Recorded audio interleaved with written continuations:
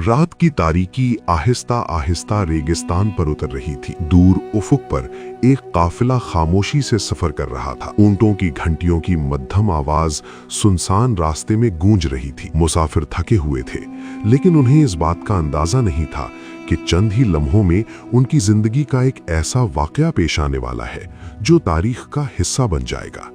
और इसी काफिले में एक नौजवान तालिब इल्म भी सफर कर रहा था।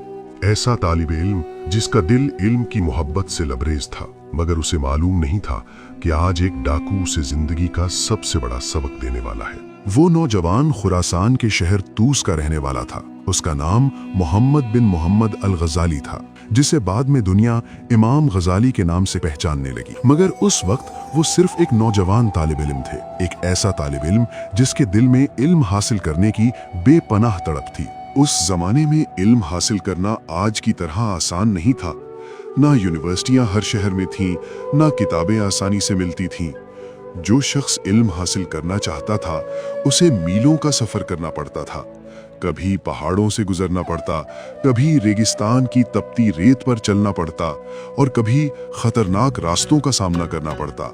नौजवान गजाली के दिल में भी यही शौक था। वो चाहते थे कि दीन को गहराई से समझें, उलमा से सीखें और अपने इल्म को मजबूत करें।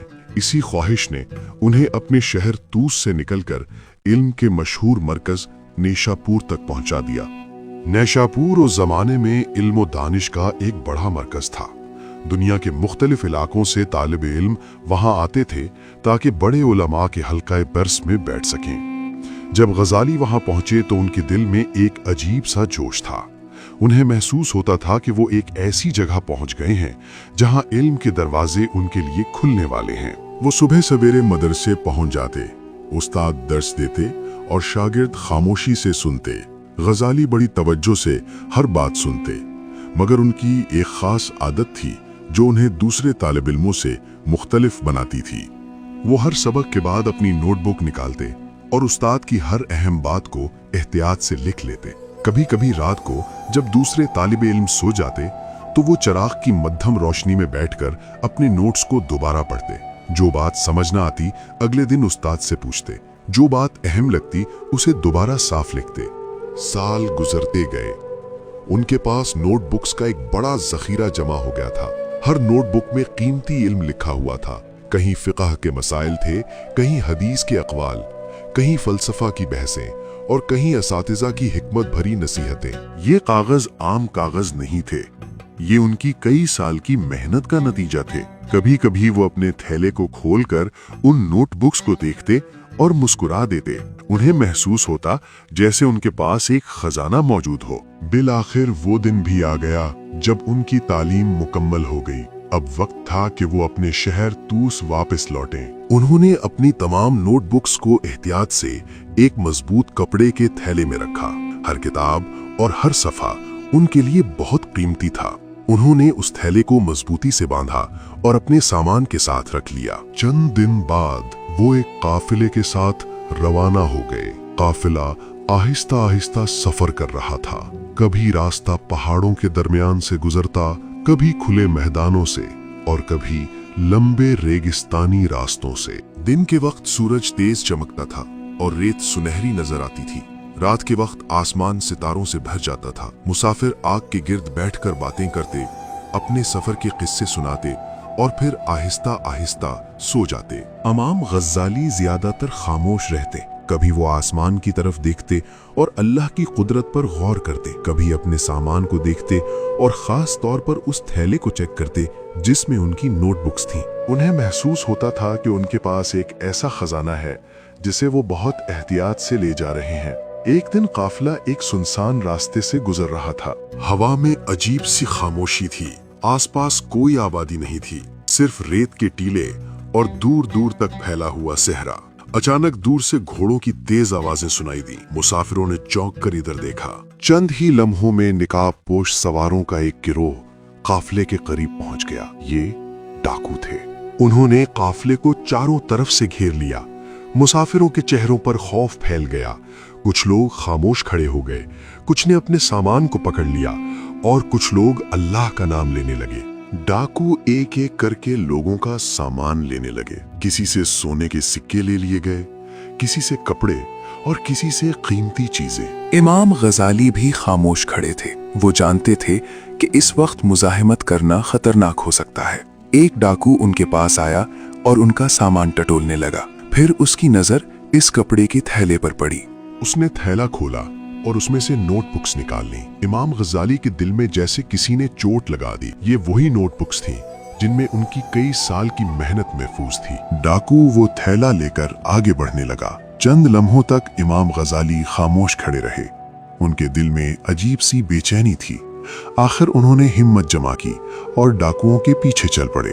वो डाकुओं के सरदार के करीब पहुंचे और अदब से बोले, ए सरदार, मुझे आपसे एक दरखास्त करनी है। डाकू सरदार ने हैरत से उस नौजवान को देखा। क्या बात है?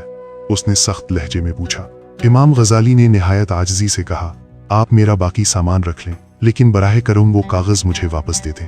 डाकू सरदार हैरान हो गया। उसने हाथ में पकड़ी हुई नोटबुक्स को देखा और बोला, ये कागज इतने कीमती हैं? इमाम गजाली ने जवाब दिया, जी हाँ, ये मेरे लिए बहुत कीमती है।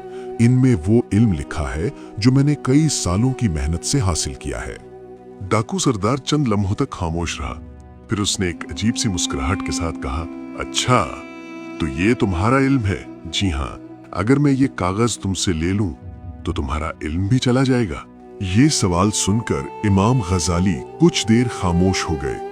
उन्होंने आहिस्ता से कहा, अगर ये नोट्स ना रहें तो मेरे लिए बहुत मुश्किल हो जाएगा, क्योंकि इनमें वो सब कुछ लिखा है जो मैंने सीखा है।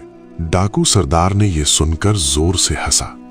फिर उसने संजीदगी से कहा, तो फिर तुम्हारा इल्म तो बहुत कमजोर है। इमाम गजाली हैरान हो गए। डाकू सरदार ने नोटबुक्स को हाथ में घुमाते हुए कहा, क्योंकि वो इल्म जो चंद कागजों में कैद हो और जिसे एक डाकू आसानी से छीन ले, वो हकीकी इल्म कैसे हो सकता है? ये अल्फाज सुनकर इमाम गजाली जैसे साकित रह गए। डाकू सरदार ने मजीद कहा, असल इल्म वो होता है जो इंसान के दिल और दिमाग में हो। अगर कोई तुमसे कागज ले ले और तुम्हारा इल्म भी खत्म हो जाए तो फिर तुमने हकीकत में क्या सीखा? चंद लम्हों के लिए वहां गहरी खामोशी छा गई। रेगिस्तान की हवा आहिस्ता आहिस्ता चल रही थी। इमाम गजाली के दिल में ये अल्फाज गूंज रहे थे। डाकू सरदार ने अचानक वो नोटबुक्स उनकी तरफ बढ़ा दी। ये लो अपने कागज, और याद रखो, इल्म को कागजों में नहीं बल्कि अपने अंदर महफूज करो। इमाम गजाली ने खामोशी से वो नोटबुक्स ले ली। उन्होंने एहतराम से कहा, आपका शुक्रिया। डाकू सरदार ने कुछ नहीं कहा। वो अपने साथियों के साथ घोड़े पर सवार हुआ और रेत के टीलों के पीछे गायब हो गया। काफिला दोबारा अपने सफर पर रवाना हो गया। मगर इमाम गजाली के दिल में एक अजीब सी तब्दीली आ चुकी थी। वो पूरे रास्ते इस जुमले के बारे में सोचते रहे। जब वो अपने शहर पहुंचे तो उन्होंने एक नया फैसला किया। उन्होंने अपनी तमाम नोटबुक्स निकाली और दिन रात मेहनत करके उनमें मौजूद हर इल्म को याद करना शुरू कर दिया। घंटों बैठकर सबक दोहराते, बार बार पढ़ते, सोचते और याद करते। कई महीनों की मेहनत के बाद वो इल्म जो पहले सिर्फ कागजों में लिखा था, अब उनके दिलो दिमाग में महफूज हो चुका था। बाद में यही नौजवान तालिब इल्म दुनिया के अजीम तरीन उलमा में शुमार होने लगा। मगर हैरत की बात यह है कि वो खुद कहा करते थे कि जिंदगी की सबसे कीमती नसीहत उन्हें एक डाकू से मिली थी, क्योंकि इसी वाक़े ने उन्हें यह सिखाया था कि हकीकी इल्म वो नहीं जो सिर्फ किताबों में लिखा हो, बल्कि वो है जो इंसान के दिल, दिमाग और किरदार का हिस्सा बन जाए। और शायद इसीलिए कहा जाता है, इल्म को सिर्फ जमा न करो बल्कि उसे अपने अंदर जिंदा करो।